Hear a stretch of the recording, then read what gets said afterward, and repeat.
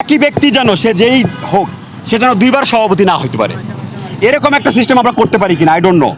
তারপর আরেকটা বিষয় হচ্ছে, যারা ওই যে বছরের পর বছর ধরে, আরে বাবা আপনি যদি বাংলাদেশের মতো একটা জায়গা থেকে আমরা সবাই সুযোগ সন্ধানী, আপনি যদি আমারে বলেন হয়তোবা আমিও, আপনাকে বলেন আপনিও, মানে এটাই তো কালচার হয়ে গেছে।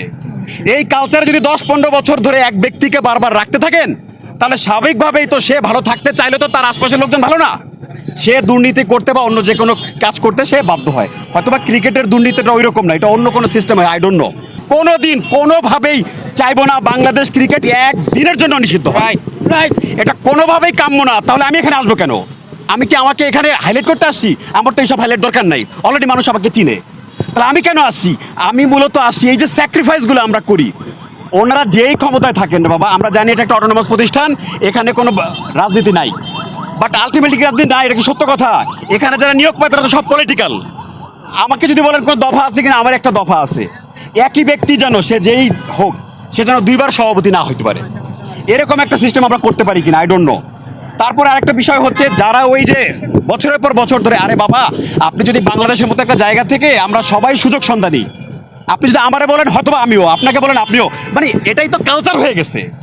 এই কালচারে যদি 10-15 বছর ধরে এক ব্যক্তিকে বারবার রাখতে থাকেন, তাহলে স্বাভাবিকভাবেই তো সে ভালো থাকতে চাইলে তো তার আশপাশের লোকজন ভালো না, সে দুর্নীতি করতে বা অন্য যে কোনো কাজ করতে সে বাধ্য হয়। হয়তোবা ক্রিকেটের দুর্নীতিটা ওই রকম না, এটা অন্য কোনো সিস্টেম হয়, আই ডোন্ট নো।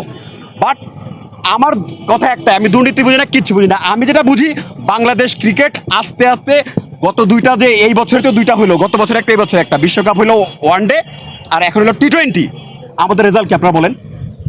2015 সালে আমরা যা খেলছিলাম তার আশপাশেও কি আমরা ছিলাম?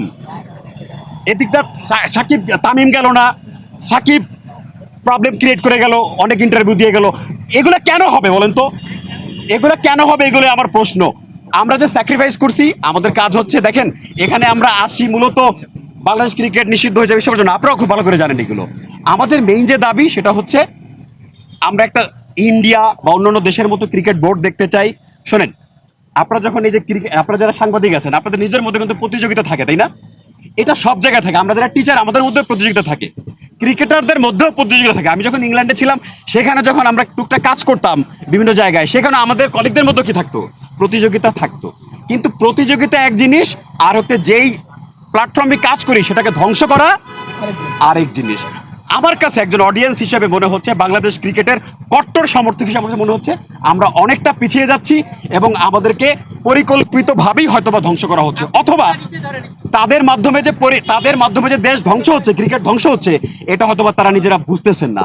যখন আপনি বুঝতে পারবেন না, তখন একটাই পথ, সেটা হচ্ছে আপনি পদত্যাগ করেন, অন্যদেরকে সুযোগ দেন, যাতে আমরা একটা সুন্দর ক্রিকেট দেখতে পাই। এটার জন্যই আমি মূলত আসি। হয়তোবা আমাকে আর কখনো দেখবেনই না এই জায়গায়, হ্যাঁ, আমি আসবো না, বাট আমার এই অনুভূতিটা ব্যক্ত করার, আমি একটা লাইভ নিয়েও করতে পারতাম আমার প্ল্যাটফর্ম থেকে, কিন্তু আমার কাছে মনে হলো এটা মানুষ জানুক। আপনারা অনেক, এই যে দেখেন এত এত সাংবাদিক এখানে আসছেন, কেন আসছেন? কারণ ক্রিকেটকে আমরা ভালোবাসি।